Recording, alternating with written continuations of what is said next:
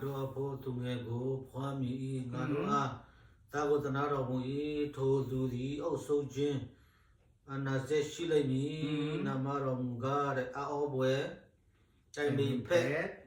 to go ji do phaya the khin thawra aba ni ze chin a shin hu kho wo tamok chin go kharo mu lai mi heke na tu ye nama ka nga khu no nga khu ne tu ko ကျွန်တော်တို့ကိုမှားထားတယ်မှားထားတယ်ဆိုတော့ cho mo gì le con cái bon là ကောင်းကင်ဘုံချီ có cái chuyện xin thao ra bây giờ chạm pi đồ mu lo mu đi để chạm pi đồ mu chín gì ông buổi pi အောဘွယ်ဖြစ်တယ် nhà đó gì le thu sa bị ဖယားတခင်ကကျွန်တော်တို့ကိုအကြံပေးတာကနော်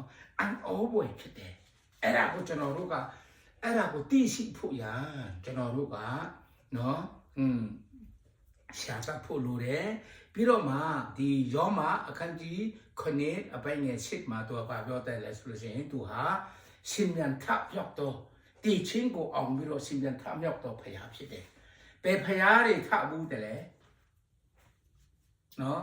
လောကမှာဖယားရှိတယ်ဗျာအဲ့ဒီဖယားတွေကထတဲ့လူရှိသလားရှင်မြန်ထမြောက်တဲ့လူရှိလား gì đấy ရှိတယ်ဘယ်သူလဲ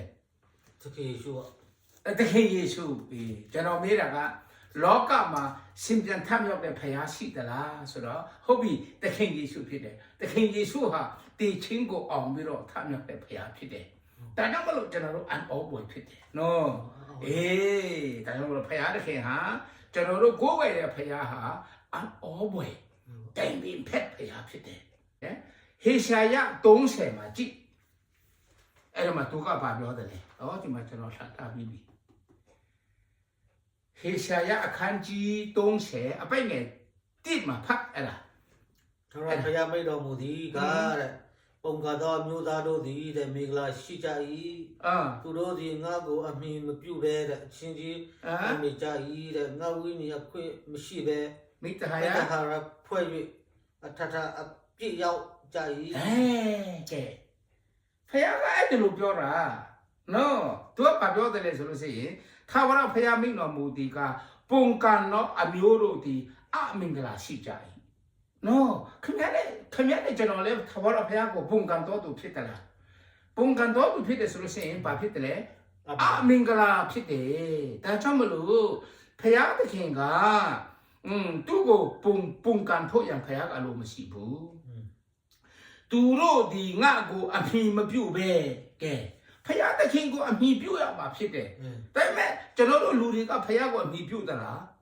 မပြုတ်ဘူးမပြုတ်တဲ့အတွက်ကြောင့်အချင်းချင်းတိုင်ပင်ကြတယ်တဲ့ကဲနော်ဖယားရဲ့နိုင်ငံတော်အတွက်သူတို့အချင်းချင်းပဲတိုင်ပင်ကြတယ်ကျမ်းစာကိုပြေးချစ်ပြီးတော့မှဒီလိုလုပ်ရဲဒီလိုလုပ်မယ်အခုဥပမာရံပုံငွေဘယ်လောက်ရှိတယ်လဲအဲ့ဒီရံပုံငွေကိုငါတို့ဝတ်ဝယ်ပြီးတော့စားမယ်အဲ့ဒီလိုပဲတိုင်ပင်ကြတယ် bây giờ ya quê mình xí bé là quê nào vậy ဖယားရအခွင့်မရှိဘဲနဲ့ဖယားနာမမပါဘဲနဲ့သူတို့ဟာဖယားเจ้าမှာတွားပြီးတော့ဂီတာတီးတယ်တချင်းဆိုတယ်ဖယားကသူတို့မသိဘူးဘာကြောင့်လဲသူ့ကိုမတိုင်ပင်ဘူးနော်အဲ့ဒါတိကျမှတ်ထားပါအဲ့ဒါဒီမှာလဲခင်ဗျာမှတ်စုထဲမှာလဲမှတ်ထားပါအဲ့ဒါကအရေးကြီးတယ်ဆိုတော့ကျွန်တော်တို့ကတိုင်ပင်ဖက်မှားရှိရင်ကျွန်တော်တို့မှာနော်အန်ဒရယ်ရှိတယ်နော်အဲ့ဒါကြောင့်မလို့ဖယားတခင်ဟာတိုင်ပင်ဖက်ဖြစ်တယ်တိုင်ပင်ဖက်ဖြစ်တဲ့အတွက်ကြောင့်သူ့ကိုကျွန်တော်တို့အမြဲတမ်းတိုင်ပင်ရမှာဖြစ်တယ်နော်အဲ့ဒါဦးလေဖို့ထူလေခင်ဗျာဖယားကိုတိုင်ပင်ဖို့မမေ့နဲ့နော်ဖယားကိုကျွန်တော်တို့တိုင်ပင်ရမယ် คุณทุเราจะแต่มีเรา ခင်ဗျားလည်းဖယားကိုချစ်တဲ့သူဖြစ်တယ်ကျွန်တော်တို့ဒီဟိုဒီနေကရင်လူမျိုးတွေဆိုလို့ရှိရင်ဖယားရွေးချယ်တဲ့လူမျိုးဖြစ်တယ်ဒါပေမဲ့သူ့ရဲ့အခြေအနေကိုမသိတဲ့အတွက်ကြောင့်ကျွန်တော်တို့ဟာဒုက္ခရောက်တယ်အမင်္ဂလာဖြစ်သွားတယ်အဲ့ဒီထဲမှာ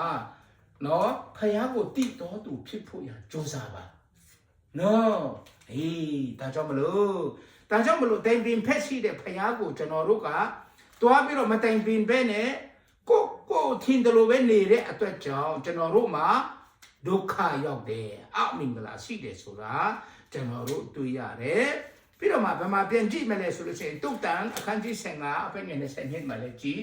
မရှိလေတဲ့အကြတိတအေး โอเค တိုင်းပြည်သောသူများလေတော်မူကားတဲ့အကြတိတအေး အေးဖခင်ကပြောတာနော်တိုင်ပင်ချင်းမရှိခင်ဘာဖြစ်လဲတိုင်ပင်ချင်းမရှိခင်အကြံပြတ်တယ် အကြတက်ပြတာပေါ့ အေးဒါကြောင့်လို့ဖခင်ကိုကျွန်တော်တို့ကအမြဲတမ်းတိုင်ပင်ရမှာဖြစ်တယ်နော်ဒါဖခင်ကကျွန်တော်တို့မှားတာကျွန်တော်လည်းမပြောဘူးနော်ဖခင်တမန်ကျမ်းစာထဲမှာကျွန်တော်တို့ကိုပြည့်ပြည့်စုံစုံထားပေးတယ်နော်ဒါကြောင့်မလို့ဖခင်ကျွန်တော်တို့အကြံထမြောက်စေခြင်းနဲ့ဆိုလို့ရှိရင်ဖခင်တခင်ကိုဘာလုပ်ရမလဲ တိုင်း ဘု ပြည် ရားအတိုင်ပင်ရမယ်တိုင်ပင်ရမယ်နော်ဒီဧဝကလေးတရားကိုတပါအမျိုးသားတို့၌ဟောပြောစေမည်အကြောင်းမိမိအလိုတော်နှင့်အညီသားတော်ကိုငါအားပြတော်မူသောအခါငါသည်အဆွေအသားနှင့်တိုင်ပင်ခြင်းကိုမပြု ကဲအတွေ့အတာ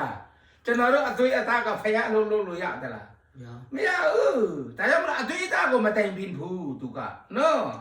ကျွန်တော်တို့ဒီအတွေ့အတာကလောဘအကြီးတယ်လေသူကတတ်ချင်တယ်လေအေးဒီအတွေ့အတာနဲ့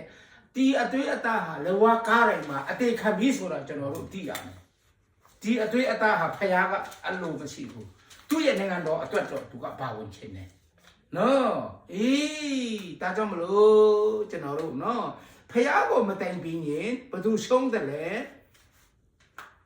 ကျွန်တော်တို့ပဲအေးကျွန်တော်တို့ပဲဆုံးသွားတယ်